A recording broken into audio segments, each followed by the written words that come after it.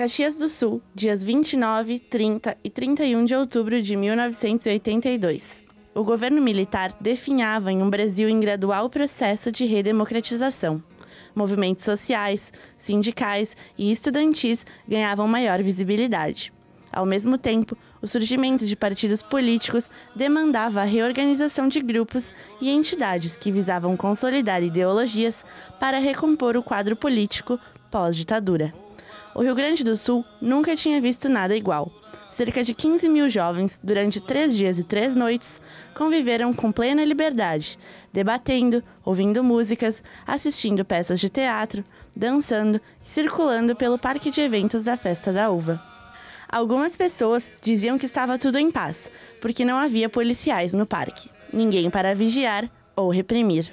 Nos caminhos e nos pavilhões eram vendidos jornais políticos, artesanato, camisetas com inscrições. Nos debates, os mais diferentes assuntos: mulher, ecologia, música, teatro, literatura, cinema, negro, política sindical, entre outros. Havia sempre muita gente participando, perguntando e dando opiniões. A proposta básica do Cio da Terra, como o primeiro encontro da juventude gaúcha, se realizava. O festival veio parar em Caxias do Sul. Caxias do Sul, em 1982, era uma pacata cidade do interior com um pouco mais de 150 mil habitantes, que estava longe de ser a capital brasileira da cultura, que já foi, né? Então, por que veio parar aqui? O grande polo cultural gaúcho, desde sempre, foi Porto Alegre. Primeiro ponto, ia ser em Porto Alegre, lá no Parque Marinha do Brasil. Porém, como é que iam cercar o Marinha do Brasil para cobrar ingresso? Impossível. Segundo ponto, Praia do Laranjal, Pelotas, mesmo problema. Pelotas sempre foi e continua sendo o segundo maior polo cultural do Rio Grande do Sul. Santa Maria talvez esteja ainda, ou acho que não mais, na frente de Caxias. Mas na época Santa Maria era o terceiro polo, também tinha o mesmo problema. E lá tinha um problema com os militares, sabe, base militar muito forte, essas coisas. Aí um dos organizadores que estava ali junto, trabalhando na organização, era o Pepe Vargas. Aí o Pepe lembrou, pô, lá em Caxias do Sul tem os pavilhões da Festa da Uva, que tem toda a estrutura, tem luz, tem água, tem banheiros, e é cercado, tem como cobrar ingresso. Foi uma experiência bem interessante, porque desde que de repente encheu de gente isso aqui, tinha muita gente mesmo, e faltou comida. No segundo dia do Cio da Terra, o meu irmão saiu atrás, passando em todas as padarias, pegando pão para servir pão com mel, porque o pessoal chegava assim pedindo, pelo amor de Deus, qualquer coisa para a gente comer. No segundo dia que apareceu um carro assim de cachorro quente e tal, a coisa foi...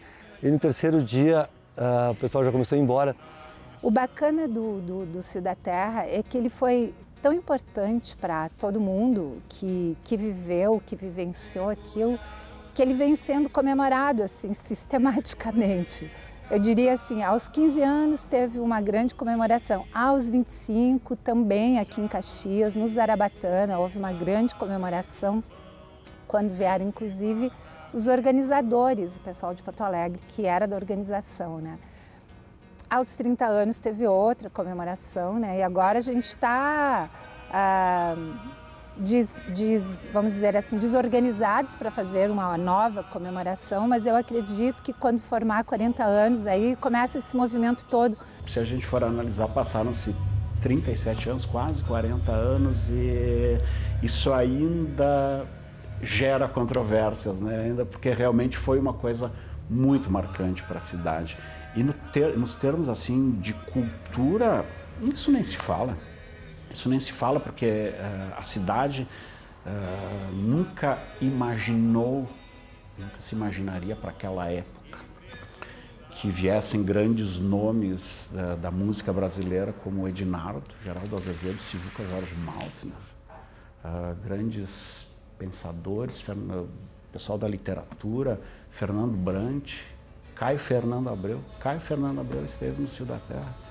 Vitor Ramil, o Vitor, na época mesmo tendo já o primeiro disco dele, Estrela, lançado, ele veio para falar sobre literatura. Italanandi veio com sua peça de teatro aqui. Ou seja, nomes que naquela época de forma alguma viriam a Caxias mostrar o seu talento. Mas na cozinha, que era numa dessas casas da réplica, aqui da Festa da Uva, ali na cozinha eu conheci o Jorge Maltner, o Ednardo, o Sivuca. Um dia eu abro a porta de trás dos fundos, estava aquele cidadão lá, aquela barbicha toda, tem um rango aí para nós aí também. Foi bem interessante. Na manhã do segundo dia, quando eu cheguei aqui, meu irmão tinha chegado antes, meu irmão estava saindo quando eu cheguei, disse, ó, tinha 3 caras dormindo na cozinha, 2 a gente tocou, um tá embaixo do fogão a lenha lá. Foi fantástico, um evento de grandes proporções, culturalmente assim, muito bem organizado, a organização, e culturalmente um up na vida de todos que participaram. Lançamento de filmes, palestras, debates, arte, pintura e o comportamento das pessoas em si. Eu não lembro de casos de violência, eu não lembro de casos... Bom, tem registros fotográficos do pessoal, acho que a Vera mesmo, do pessoal limpando por conta, depois do evento, fazendo a limpeza do local. Eu me lembro de lá dentro do próprio evento, assim, sabe, pessoas infiltradas filmando tudo o que estava acontecendo, sabe, os debates principalmente. Teve um debate muito polêmico sobre a liberação da marihuana, que até inclusive foi o Peninha, né, o Eduardo Bueno. O Eduardo Bueno e um rapaz de Canoas, Zezinho Oliveira, até inclusive ele já é falecido, José Carlos Oliveira. Ele era um ferrenho lutador pelas causas LGBTs e pela liberação da marihuana. E ele e o Peninha fizeram esse debate e eu lembro, óbvio que eu fui assistir, né, porque interessante. Aí eu lembro que no que foi começado o debate, tinha um cidadão lá filmando, daí o Peninha indagou ele, né, de por que ele estava filmando.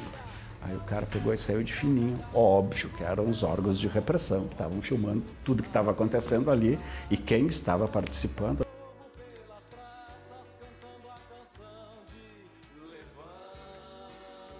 Recentemente, quando o Álvaro Garcia organizou esse blog na internet, começaram a aparecer outros registros assim bacanas, né, dessa época.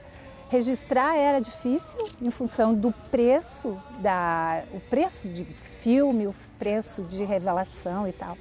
Então o que aconteceu aí foi assim, eu fiz, acho que foram 2 rolos de filmes e depois quando começou todo um movimento de tentativa de resgate, começou aos 15 anos, inclusive com uma exposição lá no museu, no Arquivo Histórico, não, no Museu Municipal, eu descobri que eu tinha um dos maiores acervos, né, entre aspas, porque na verdade trata-se de um conjunto de umas 30 imagens. E com a organização do blog que o Álvaro fez, começaram a surgir outras imagens também. Então, nessa época, naquele contexto de penúria, aquilo para nós assim foi um oásis no meio de tudo aquilo, foi mais ou menos uma espécie de um grito de liberdade. E certamente pelas mesmas razões, por uma questão de afetividade das pessoas em relação a um momento de juventude, assim, um momento super importante, um momento de congregação de uma juventude que pode ser chamada de saudosista hoje, mas é a saudade de coisas boas, né? Para além dos estereótipos que o tal do Cio da Terra deixou, de droga, sexo e rock and roll, que não era bem isso. Também teve isso, mas não era bem isso.